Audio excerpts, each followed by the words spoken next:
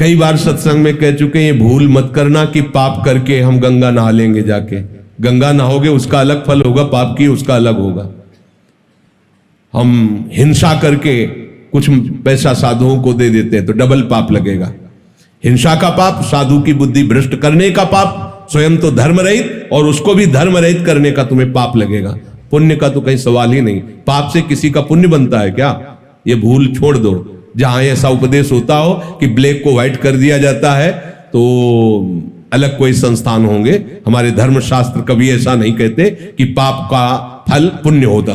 कभी कीचड़ से हाथ धोने से हाथ पवित्र हो जाते हैं क्या? कोई पापाचरण करके, निषिद्ध कर्म करके कहीं ऐसा हो सकता है क्या? बोले अपराध बन गया, पाप बन गया, बोले चलो वृंदावन साधुओं का भंडारा कर देना। होश में रहना, वहां तो वो पाप बना, यहां आके साधुओं की बुद्धि भ्रष्ट करने का पाप बना। इसको कहां निपटाओगे?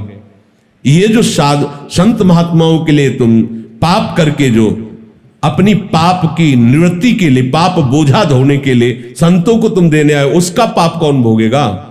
ऐसे नहीं है कि दान वही माना जाता है जो धर्म के द्वारा कमाया गया और फिर उसे किसी संत सेवा में लगाया जाए, वो दान माना। इसे दान नहीं कहते, इसे अपराध कहते, इसे पाप प्रवृत्ति कहते। लोगों को भ्रम में डाला जाता है, तुम कुछ भी करो, हाँ संत सेवा कर दो, ये कर दो, तुम निष्पाप हो, भूल में मत रहना।